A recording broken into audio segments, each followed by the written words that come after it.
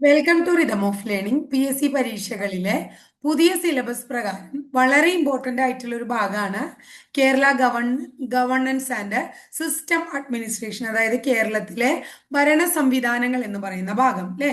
അതുമായിട്ട് റിലേറ്റഡ് ആയിട്ടുള്ള 50 പ്രധാനപ്പെട്ട ചോദ്യങ്ങളാണ് ഇന്നത്തെ ക്ലാസ്സിലെ ടീച്ചർ പറയാനായിട്ട് പോകുന്നത്.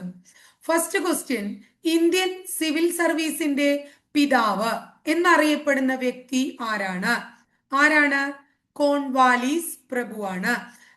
അടുത്തത്: ഓൾ ഇന്ത്യ സിവിൽ സർവീസ് അഥവാ ഓൾ ഇന്ത്യ സർവീസിന്റെ പിതാവ് എന്നറിയപ്പെടുന്ന ഓൾ ഇന്ത്യ സർവീസിന്റെ പിതാവ് എന്നറിയപ്പെടുന്നത് ആരാണ്? സർദാർ വല്ലഭായി പട്ടേലാണ്. ഇന്ത്യയിൽ സിവിൽ സർവീസ് ഡേ, അതായത് സിവിൽ സർവീസ് ദിനം ആയി ആചരിക്കുന്ന ദിവസം ഏതാണ്? ഏപ്രിൽ 21. ഇന്ത്യൻ ഫോറിൻ സർവീസ് അഥവാ IFS ദിനം എന്നാണ്? ഒക്ടോബർ 9. ഉദ്യോഗസ്ഥ വൃന്ദത്തെ പ്രധാനമായും നമുക്ക് എത്രയായി തിരിക്കാം? എത്രയായി? 3. അഖിലേന്ത്യാ സർവീസ്, കേന്ദ്ര സർവീസ്, സംസ്ഥാന സർവീസ്, അങ്ങനെ 3ആയി തിരിക്കാം. കേരള സംസ്ഥാന സർവീസുകളെ എത്ര ക്ലാസ്സുകളായി തിരിച്ചിരിക്കുന്നു എന്നാണ് അടുത്ത ചോദ്യം. 4 ക്ലാസ്സുകളാണ്. ക്ലാസ് 1, ക്ലാസ് 2, ക്ലാസ് 3, ക്ലാസ് 4 കേട്ടോ. അടുത്ത: കേരള സംസ്ഥാന സർവീസുകളിൽ ഗസറ്റഡ് പദവിയിലുള്ള ക്ലാസ്സുകൾ ഏതൊക്കെയാണ്? ക്ലാസ് 1ഉം ക്ലാസ് 2ഉമാണ്. IAS, IPS, IFS എന്നിവയിലെ സീനിയർ തസ്തികകളിൽ സംസ്ഥാന സർവീസുകളിൽ നിന്നും നിയമിക്കുന്നതിനുള്ള സംവരണ ശതമാനം എത്ര? 33.1/3%. കേരള സംസ്ഥാന സർവീസിലേക്ക് ആവശ്യമായ ഉദ്യോഗസ്ഥരെ തെരഞ്ഞെടുക്കുന്ന ഭരണഘടനാ സ്ഥാപനം ഏത്? കേരള പബ്ലിക് സർവീസ് കമ്മീഷനാണ്. ഇന്ത്യൻ ഭരണഘടനയിലെ ഏത് അനുച്ഛേദ പ്രകാരമാണ് കേരള സിവിൽ സർവീസ് നിയമന, സേവന, വേതന ചട്ടങ്ങൾ നിർമ്മിക്കാൻ സർക്കാരിന് അധികാരമുള്ളത്? അനുച്ഛേദം 309. നിലവിൽ കേരള സംസ്ഥാന സെക്രട്ടേറിയറ്റിൽ ആകെ എത്ര വകുപ്പുകളുണ്ട്? 44. സെക്രട്ടേറിയറ്റിലെ 44 വകുപ്പുകളിൽ ഭരണവകുപ്പുകൾ അഥവാ അഡ്മിനിസ്ട്രേറ്റീവ് ഡിപ്പാർട്ട്മെന്റ്സ് എന്നറിയപ്പെടുന്നത് എത്ര ഡിപ്പാർട്ട്മെന്റുകളാണ്? 42. സെക്രട്ടേറിയറ്റിലെ 44 വകുപ്പുകളിൽ ഭരണവകുപ്പ് അഥവാ അഡ്മിനിസ്ട്രേറ്റീവ് ഡിപ്പാർട്ട്മെന്റ് ആയി കണക്കാക്കാത്ത 2 വകുപ്പുകൾ ഏതാണ്? ധനകാര്യ, നിയമന വകുപ്പുകളാണ്. സെക്രട്ടേറിയറ്റ് ഡിപ്പാർട്ട്മെന്റുകൾ സെക്രട്ടറി, പ്രിൻസിപ്പൽ സെക്രട്ടറി പദവികൾ വഹിക്കുന്ന ഉദ്യോഗസ്ഥർ ഏത് കേഡറിൽ പെട്ടവരാണ്? IAS cadre.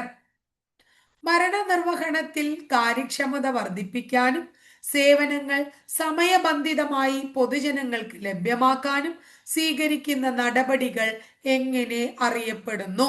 ഭരണ നവീകരണം. കേരള അഡ്മിനിസ്ട്രേറ്റീവ് സർവീസ് അഥവാ KAS രൂപീകരിക്കാൻ ഇടയാക്കിയ നിയമത്തിന്റെ പേരെന്താണ്? Kerala public service act 1968. Kerala സംസ്ഥാനത്തെ ഏറ്റവും ഉയർന്ന ഉദ്യോഗസ്ഥൻ ആര്? Chief secretary. കേരളത്തിലെ ആദ്യ ചീഫ് സെക്രട്ടറി ആര്? NES രാഘവ ആചാരി. അദ്ദേഹം 1956 മുതൽ 60 വരെ ഉണ്ടായിരുന്നു. ആദ്യ വനിതാ ചീഫ് സെക്രട്ടറി ആര്? പത്മ രാമചന്ദ്രൻ. കേരളത്തിലെ രണ്ടാമത്തെ വനിതാ ചീഫ് സെക്രട്ടറി ആര്? ലിസി ജേക്കബ്. കേരളത്തിലെ മൂന്നാമത്തെ വനിതാ ചീഫ് സെക്രട്ടറി ആര്? നീല Gangadharan. Kerala public service act പ്രാബല്യത്തിൽ വന്ന തീയതി എന്നാണ്? 1968 September 17. Kerala public service act പ്രകാരം പബ്ലിക് സർവീസ് ആക്ട് 1968 പ്രകാരം ഇതിന് കീഴിലുള്ള നിയമങ്ങൾ നിയമസഭയുടെ മുമ്പാകെ എത്ര ദിവസത്തെ കാലയളവിൽ സ്ഥാപിക്കണമെന്നാണ് വ്യവസ്ഥ ചെയ്തിരിക്കുന്നത്? 14 ദിവസത്തെ മൊത്തം കാലയളവിൽ. 1968 സെപ്റ്റംബർ 16 വരെ രൂപീകൃതമായ കേരളത്തിലെ എല്ലാ സർവീസ് നിയമങ്ങളും കേരള പബ്ലിക് സർവീസ് ആക്ടിന്റെ പരിധിയിൽ വരുന്നതായി വ്യവസ്ഥ ചെയ്യുന്ന വകുപ്പ് ഏതാണ്? വകുപ്പ് 3. Kerala state and subordinate service rule KS&SSR പാസാക്കിയ വർഷം എന്ന? 1958. Kerala state and subordinate service rule 1958 ആകെ എത്ര ഭാഗങ്ങളുണ്ട്? 3 ഭാഗങ്ങൾ. KS&SSR 1958 ഏത് ഭാഗത്തിലാണ് സർക്കാർ ഉദ്യോഗസ്ഥർ പാലിക്കേണ്ട പൊതുവായ നിയമങ്ങൾ ഉൾപ്പെടുത്തിയിരിക്കുന്നത്? ഭാഗം 2.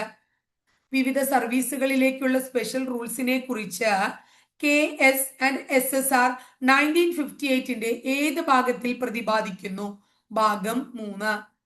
KS&SSR 1958 നിയമത്തിൽ പട്ടികജാതി പട്ടികവർഗ പിന്നോക്ക വിഭാഗങ്ങളുടെ നിർവചനം നൽകിയിരിക്കുന്നത് ഏത് വകുപ്പാണ്? Section 2 close 14. അടുത്തത് KS&SSR 1958 പ്രകാരം കേരളത്തിൽ പട്ടികജാതി ഷെഡ്യൂൾഡ് കാസ്റ്റിൽ ഉൾപ്പെടുത്തിയിരിക്കുന്ന ഉപവിഭാഗങ്ങൾ എത്രണ്ണം? 53 ഉപവിഭാഗങ്ങൾ. KS&SSR 1958 അനുസരിച്ച് കേരളത്തിൽ പട്ടികവർഗത്തിൽ അതായത് ഷെഡ്യൂൾഡ് ട്രൈബ്സിൽ എത്ര ഉപവിഭാഗങ്ങൾ ഉണ്ട്? 36 കേട്ടോ. KS&SSR 1958 ഏത് വകുപ്പിലാണ് സർക്കാർ വകുപ്പുകളിലെ താൽക്കാലിക നിയമങ്ങളെ കുറിച്ച് പറയുന്നത്? സെക്ഷൻ 9 ഉദ്യോഗസ്ഥരുടെ സസ്പെൻഷൻ, പിരിച്ചുവിടൽ, പ്രൊബേഷൻ കാലയളവ്, അത് നീട്ടല്, പ്രൊബേഷൻ കാലയളവ് നീട്ടൽ എന്നിവയെ കുറിച്ച് KS&SSR 1958 ഏത് വകുപ്പിൽ പ്രതിപാദിക്കുന്നു? സെക്ഷൻ 19. തിരുവിതാംകൂറിലെയും കൊച്ചിയിലെയും ജീവനക്കാരെ ഏകോപിപ്പിച്ച് രൂപീകരിച്ച കേരള സർവീസസ് റൂൾ KSR നിലവിൽ വന്നതെന്ന്? 1956 നവംബർ 1. കേരള സർവീസ് റൂൾസിന് ഏത് തീയതി മുതലുള്ള മുൻകാല പ്രാബല്യമാണ് നൽകിയിരിക്കുന്നത്? 1956 നവംബർ 1 മുതൽ. കേരള സർവീസ് റൂൾസിനെ ആകെ എത്ര ഭാഗങ്ങളായി തിരിച്ചിരിക്കുന്നു? 3 ഭാഗങ്ങൾ. KSR ഭാഗം 1 പാർട്ട് 1 ആകെ എത്ര അധ്യായങ്ങളും ചട്ടങ്ങളും ഉണ്ട്? 11 അധ്യായങ്ങൾ. 1 മുതൽ 159 വരെയുള്ള ചട്ടങ്ങൾ. സർക്കാർ ഉദ്യോഗസ്ഥരുടെ യാത്രാ ചെലവുകളുമായി ബന്ധപ്പെട്ട നിയമങ്ങൾ KSRന്റെ ഏത് ഭാഗത്ത് ഉൾപ്പെട്ടിരിക്കുന്നു? ഭാഗം 2. KSRന്റെ പാർട്ട് 3 അടങ്ങിയിരിക്കുന്ന പ്രധാന വിഷയം എന്താ? പെൻഷൻ നിയമങ്ങൾ. KSR ഭാഗം 3 ആകെ എത്ര അധ്യായങ്ങളും ചട്ടങ്ങളും ഉണ്ട്? 10 അധ്യായം. 1 മുതൽ 151 വരെ ചട്ടങ്ങൾ. കേരള സിവിൽ സർവീസ് തരംതിരിക്കലും നിയന്ത്രണവും അപ്പീലും അത് നിയമം രൂപീകരിച്ച വർഷം എന്നാണ്? 1960. സിവിൽ സർവീസ് പരീക്ഷ എഴുതാനുള്ള പ്രായപരിധി 21 നിന്നും 19 കുറച്ച വൈസ്രോയി ആര്? ലിറ്റൻ പ്രഭു. സിവിൽ സർവീസ് എഴുതാനുള്ള പ്രായപരിധി 19 നിന്നും 21 വയസ്സായി ഉയർത്തിയ വൈസ്രോയി ആര്? റിപ്പൺ പ്രഭു. അടുത്തത് Kerala government servants act rules 1960 ഏത് വകുപ്പ് പ്രകാരമാണ് ഒരു സർക്കാർ ജീവനക്കാരൻ രാഷ്ട്രീയ പാർട്ടിയിൽ പ്രവർത്തിക്കാൻ പാടില്ലാത്തത്? വകുപ്പ് 67.